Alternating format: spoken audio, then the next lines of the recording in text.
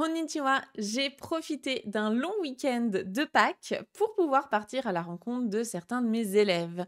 J'adore faire ça plusieurs fois par an, venir vous rencontrer, aller chez vous, découvrir votre univers, qui vous êtes, quelle est la personne derrière la petite barre de progression que je vois dans Objectif Japon.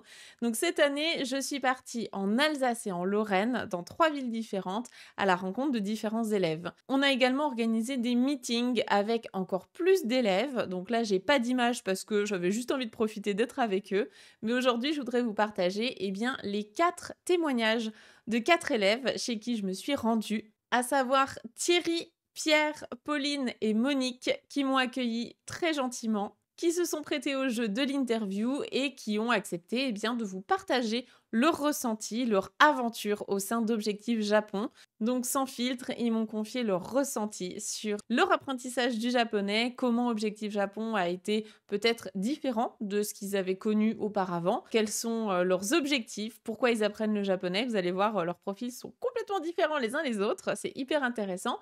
Et puis, je serais très curieuse de savoir, vous qui regardez cette vidéo, lequel de ces 4 profils vous ressemble le plus. Est-ce que vous êtes plutôt comme l'un ou comme l'autre? Est-ce que vous avez des passions en commun avec ces élèves-là? Je vous laisse avec eux et on se retrouve en fin de vidéo. Bon visionnage!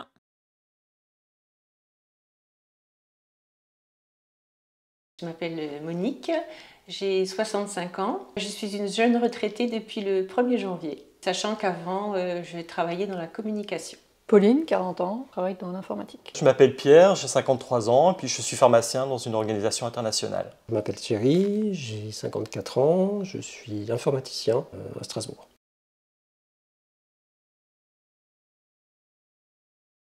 Mon envie de voyager au Japon, mais surtout me lancer ce défi. J'ai fait des études de langues étrangères, donc j'ai appris 3 langues européennes. Pour moi, apprendre une langue avec un alphabet différent, c'était un vrai défi que j'avais envie de me lancer un jour. C'était un challenge aussi. C'était un challenge. J'aurais Ouais. pu choisir le chinois, mais je trouvais que le japonais a quand même son alphabet. Il y a un degré C'est peut-être plus abordable de facilité, Ouais. oui.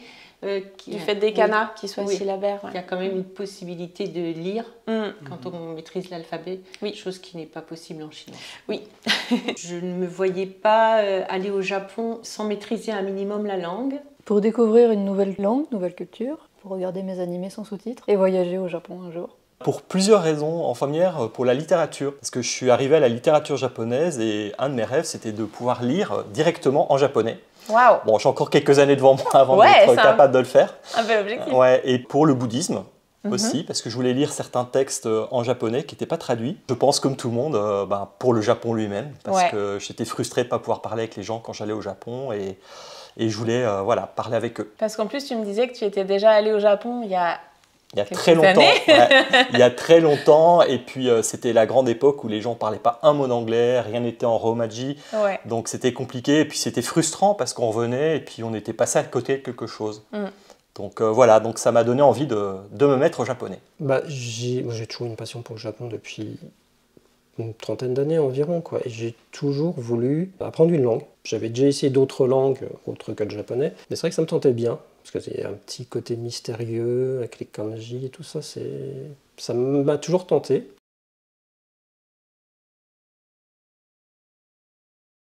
Oui, c'était une expérience que j'avais vécue il y a une trentaine d'années. Donc j'avais suivi des cours à l'Université populaire de Strasbourg, des cours qui a été donnés par un professeur natif.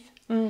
Très intéressant d'un point de vue culturel, peut-être un petit peu moins pratique par rapport à ce que j'apprends aujourd'hui dans le cadre de la formation Objectif Japon. Ouais, c'était moins orienté voyage, c'était Oui. plus peut-être, je sais pas, généraliste Oui. ou... Ouais. Non, pas du tout.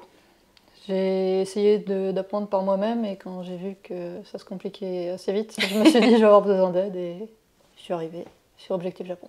Alors pas du tout. Pas du tout, du tout. En fait, j'y suis arrivé par Internet, parce que c'était évidemment super pratique avec les horaires. Hein. Donc j'avais fait, je pense comme tout le monde, les vidéos les plus connues sur Internet, mais j'avais besoin d'une méthode beaucoup plus structurée, avec une progression dans la méthode.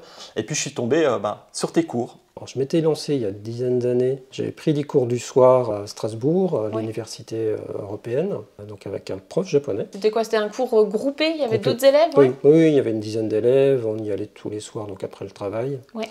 C'était bien, mais enfin, je ne sais pas si c'est sa façon d'enseigner ou moi qui ne faisais pas trop d'efforts non plus. Je m'étais toujours dit, un jour ou l'autre, je reprendrai. De toute manière. Donc ça t'avait plu quand même la langue? Ah oui, ça m'avait vraiment plu. Je vais acheter des bouquins pour continuer, sans vraiment m'investir à 100%. Et c'est en voyant, je pense, une vidéo de toi que j'ai commencé. J'ai recommencé, j'ai dit tiens, faut que je me lance.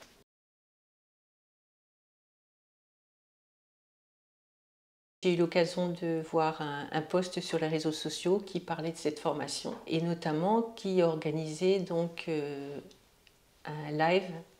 Ah oui, c'était un atelier de survie, je crois, peut-être le atelier de survie au Japon. Oui, quelque chose comme ça. Et voilà, je me suis tout de suite inscrite. Ça m'a vraiment motivée. Je me suis dit, tiens, ça doit être la formation qu'il me faut pour un futur voyage au Japon. Pour avoir un suivi, une méthodologie, parce que c'est une langue... on découvre, il y a tellement de trucs à apprendre, de trucs à découvrir, c'est pas par où commencer, donc avoir un truc structuré, suivi. Ouais, puis c'est intéressant parce qu'en plus, toi, tu as déjà appris l'anglais, l'espagnol, vu que tu as fait des études de traduction.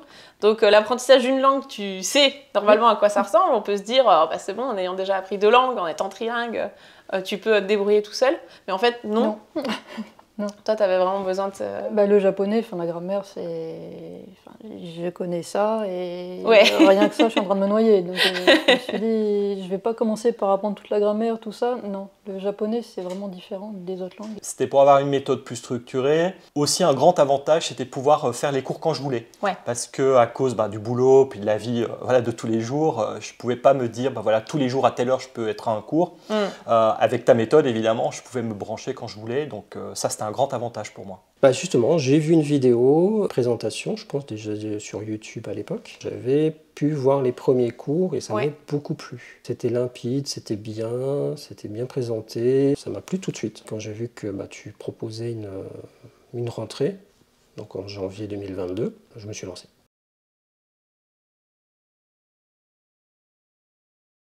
C'est vrai que j'ai eu un petit moment de réflexion quand même, parce que à partir du moment où on s'inscrit, c'est pas anodin, c'est quand même un engagement. Il y avait une date limite. À un moment donné, allez, je me suis dit, on saute le pas. Je me lance le défi, c'est parti. Peut-être que l'année prochaine, ce sera trop tard. Parce que c'était quand même un objectif de retraite, de me dire, tiens, ça c'est un projet de retraite, apprendre le japonais. Il y en a qui font des sudoku. Moi, j'apprends le japonais. Toi, tu fais des sudoku en japonais maintenant. Voilà, c'est ça. Il y a eu ce concours de circonstances et je ne le regrette absolument pas. Et en plus, tu as un projet de voyage au Japon, donc soit cette année, soit l'année prochaine, ça arrive. Et tu vas être prête aussi pour ça. Exactement. J'ai hésité à faire la formule CPF ou pas CPF. Parce que c'est quand même un budget. J'ai réfléchi peut-être 2-3 semaines. Parce que des fois, on a des idées, on se dit, je vais faire ça. Et puis 2 jours après, non, c'était une mauvaise idée. Être sûr que tu voulais le faire. Mais là, plus je réfléchissais, plus je me dis, il faut que je le fasse. Et voilà. Et justement, qu'est-ce qui t'a fait balancer entre CPF et financement personnel ? Le CPF, c'était pour moi trop contraignant parce qu'il y a les examens, les trucs de suivi, les machins. Et moi, je veux apprendre une langue sans mettre de pression. Et je me suis dit, si ça devient une obligation, il faut apprendre, il faut faire des tests. Ça m'intéresse pas. Je préfère aller à mon rythme, passer des JLPT de temps en temps pour valider mon niveau, mais à mon rythme, quoi. Un petit peu, je me suis dit, est-ce que ça va pas être trop fort? Est-ce que je vais pouvoir suivre? Est-ce que, surtout pour moi, est-ce que je vais pouvoir me dire, ok, tu le fais régulièrement, t'abandonnes pas en cours de route. T'autodiscipliner. Voilà, exactement, s'autodiscipliner. Ça, c'était plutôt de mon côté, en fait. De ton côté, non, j'avais vu plusieurs vidéos, j'avais vu le blog, donc je me suis dit, non, la qualité y est, hop, allons-y. J'ai hésité surtout sur le financement. Savoir comment j'allais financer ça. C'est surtout là-dessus. Donc ça veut dire plus CPF ou plus perso? Voilà, j'hésitais entre les deux. Je trouvais que le CPF était un peu plus contraignant. Une obligation un peu plus chère aussi. Et je préférais être plus libre de mon avancement. Donc j'ai préféré le financement perso et je me suis lancé.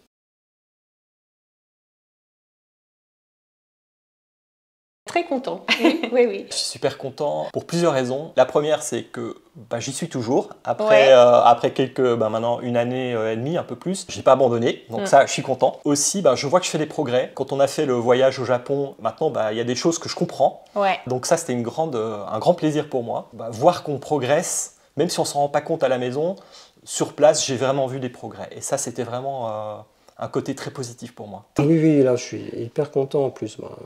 J'ai passé le GLPT numéro N5 Ouais. en juillet l'année dernière, que j'ai réussi. Je suis très content, en plus, j'en avance bien. Et toi, en plus, tu as enchaîné avec le le N4 N4, ouais. et le voyage scolaire. Et le T'as fait la voyage. totale. Voilà, c'était vraiment l'année. Après, c'était l'année Japon. Ouais. J'aurais jamais rêvé comme ça de partir au Japon. Ouais. Encore merci. J'en reviens toujours pas. Bon, au moins, je vois que tu as des étoiles dans les yeux, donc ça... Ouais. c'est Non, mais c'était grandiose.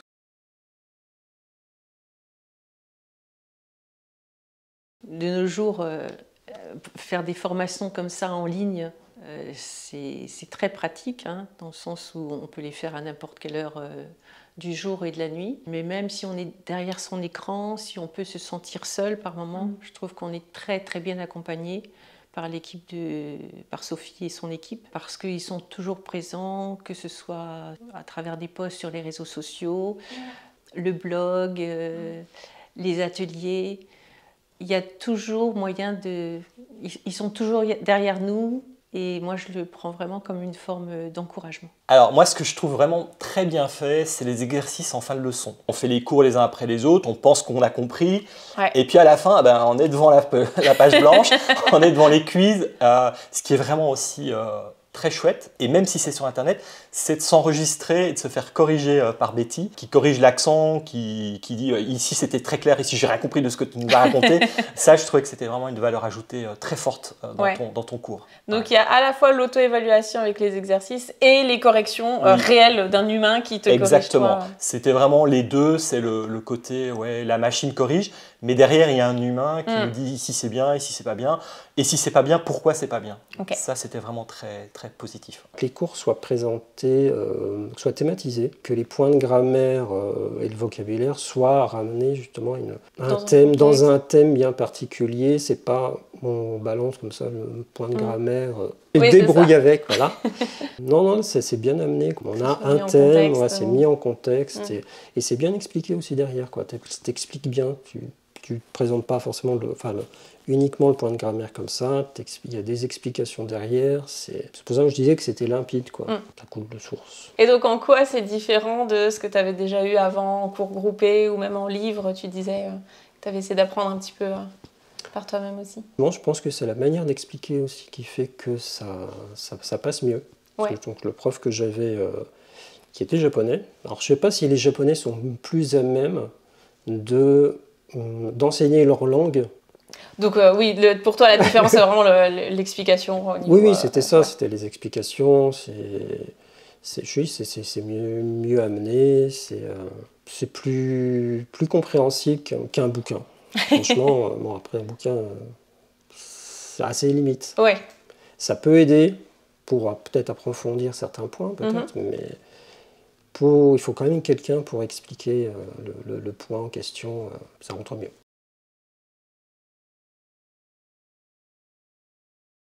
Apprendre à utiliser Anki, sachant qu'Anki, une fois qu'on le maîtrise, c'est vraiment très sympathique parce que vous allez n'importe quel rendez-vous, vous attendez, vous êtes dans la salle d'attente, hop, Anki. Maintenant, tu as ton réflexe révision.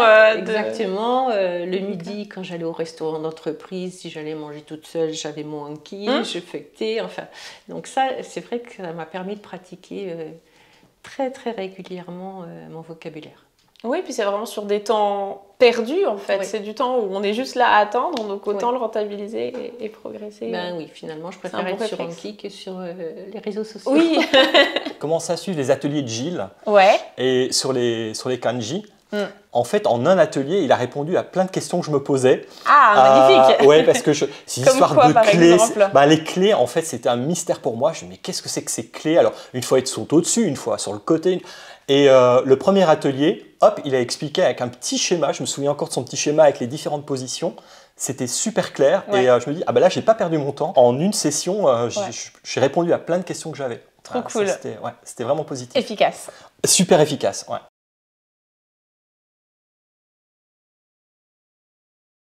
Bah, la rencontre avec les Japonais, pouvoir être avec une personne, je sais pas, dans un train ou dans un restaurant, pouvoir dire le minimum en japonais, je trouve que, enfin, par correction, à partir du moment où on va dans un pays, il faut faire l'effort et puis montrer que même si le vocabulaire est limité. Être un minimum, voilà, avoir un minimum de ressources pour converser. Et c'est vrai que les Japonais sont tout de suite très touchés, très reconnaissants parce que le japonais n'est parlé qu'au Japon au final.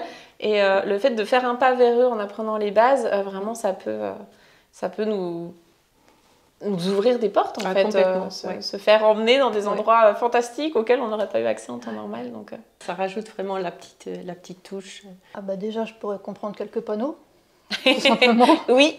Demander mon chemin, c'est vraiment la base. Pouvoir déjà aussi, parce qu'il y a des points de culture dans la formation et ça, c'est vraiment un truc que j'apprécie. Ne pas commettre d'impair quand on arrive là-bas. Et... En tout cas, minimiser le risque de faire des bourdes.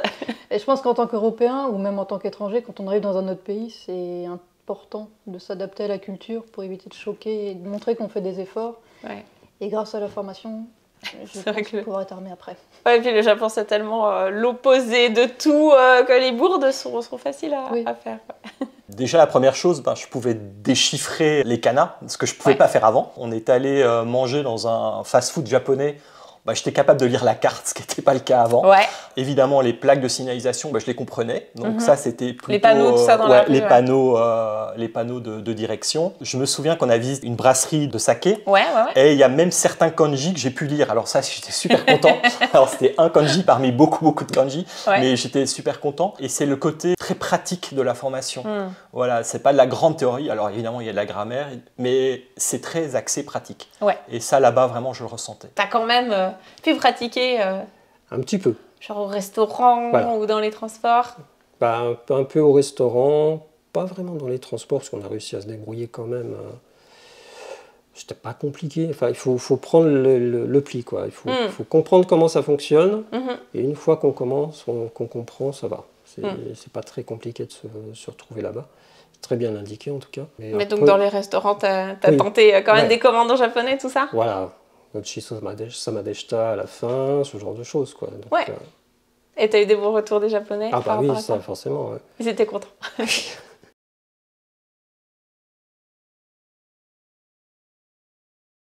C'est intéressant déjà, c'est quand on voit la composition de certains noms, les couleurs, le fait que brun, c'est la couleur thé, les cheveux blonds, les cheveux or, gris par exemple, couleur souris. En plus, ça fait des moyens mémotechniques, donc je trouve ça très intéressant. Quand j'ai appris le fait de dire être intelligent, c'est-à-dire avoir une tête qui est bien faite, je trouve ça très très intéressant. C'est vrai qu'en passant par la langue, on a effectivement un autre point de vue qui s'ouvre. Ça ne se limite pas qu'à la langue, quoi. Oui, et puis bon, ça explique aussi certaines expressions assez imagées ou assez fleuries qu'on peut trouver dans ces langues orientales. Clairement, oui. Alors, c'est très progressif. Je ne peux pas dire que ce soit du jour 1 au jour 2, c'est différent. Il y a des choses auxquelles je prête attention maintenant, notamment dans les romans, que je ne voyais pas avant. Ah, c'est intéressant ça aussi. Le côté, le temps qui passe, puis l'aspect, évidemment, ça je pense que c'est plus évident, c'est l'aspect différents niveaux de langage, où c'est vrai que de temps en temps c'était traduit bizarrement, je ne comprenais pas très bien en fonction de qui parlait, et là maintenant je me dis, oui forcément c'est la langue qui se traduit différemment parce que le niveau de langage n'est pas le même, mais ça avant la formation je ne pouvais pas m'en rendre compte, c'était pas possible. Donc en fait tu veux dire que même dans les traductions en français de romans, tu sens ce que tu as appris en japonais? Ouais, clairement. Clairement, alors c'est progressif évidemment, je ne suis pas à la fin de la formation encore, mais déjà maintenant je sens que je comprends mieux les choses, même si c'est traduit en français. Parce que la traduction reflète la culture et, et donc on est immergé dedans. Donc ça te paraissait bizarre avant, mais maintenant tu comprends pourquoi. Je comprends le pourquoi. Oui, justement avec la formation Objectif Japon, il y a toujours les points de culture. Ça c'est pas mal aussi justement, qui apporte un peu plus d'explications sur certains points de culture. La différence notamment entre les temples et les sanctuaires. Le fameux. qu'est-ce qu'un temple, qu'est-ce qu'un sanctuaire, ce genre de choses, quoi. Et puis Ouais. différentes facettes justement de la culture japonaise qu'on a pu retrouver aussi pendant le voyage.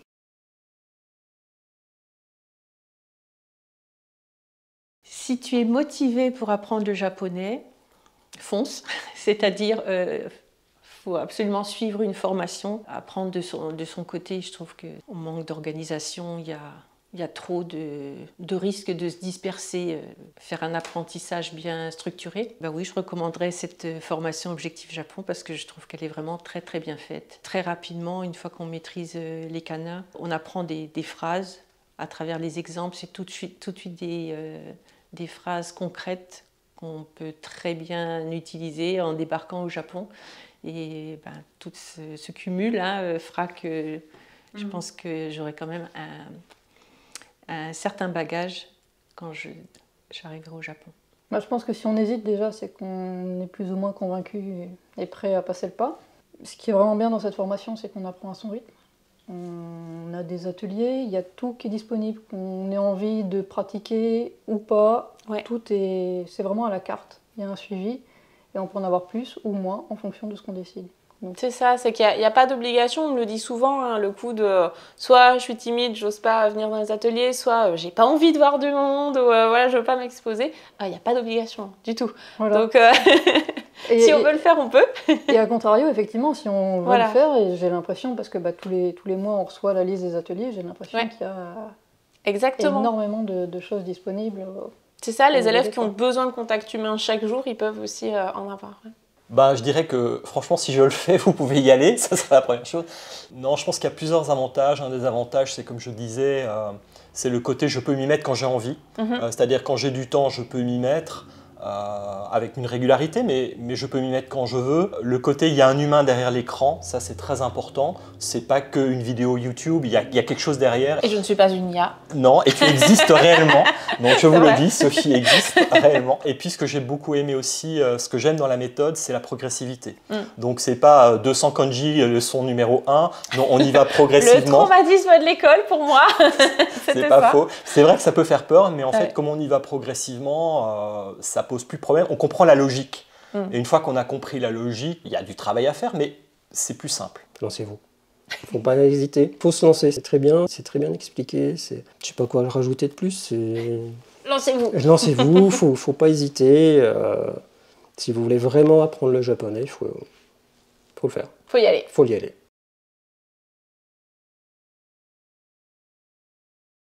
Bah déjà, dès le début, écoutez du japonais. Il faut écouter et puis il faut essayer de pratiquer si on peut. Mais c'est surtout, ouais, se mettre... Ouais, s'immerger. s'immerger, il faut que l'oreille se fasse à À la langue, à ouais. la langue, quoi. C'est ça, Simplement. quoi. Ouais. Courage. Courage. Non, c'est un beau voyage, je trouve. Linguistique, culturel, sans se déplacer, rien que la formation déjà, c'est un beau voyage. Bah, je dirais tout simplement, allez-y. Franchement, tout à gagner, rien à perdre. Et puis c'est une super aventure, c'est l'aventure d'une vie, donc allez-y. Ça peut faire peur de se lancer dans le japonais parce que c'est quand même une langue difficile qui est très très éloignée de notre culture occidentale. Mais d'un autre côté, une fois qu'on est motivé, c'est passionnant. C'est un long chemin. En même temps, une découverte d'un pays, d'une culture, d'une littérature, de tout un mode de vie, de toute une mentalité qui est très éloignée de la nôtre, qui a un côté fascinant. Donc, lancez-vous. Voilà, lancez-vous. Alors, est-ce qu'ils sont pas hyper inspirants et adorables, ces élèves? Franchement, j'ai énormément de chance d'avoir une communauté et des élèves aussi adorables. Donc, merci encore à eux de s'être prêtés au jeu. Et surtout, maintenant, je voudrais savoir, vous, qu'est-ce qui vous passionne? Pourquoi est-ce que vous apprenez le japonais? Est-ce que vous avez déjà commencé votre apprentissage du japonais? Si oui, est-ce que vous avez rencontré des difficultés? Lequel de ces parcours vous parle le plus? Bref, parlez-moi de vous dans les commentaires sous cette vidéo. Et je vous rappelle que ma formation Objectif Japon n'est accessible que quelques fois par an. Si vous êtes en train de regarder cette vidéo au moment où je la poste, eh bien c'est qu'une session d'inscription est en cours.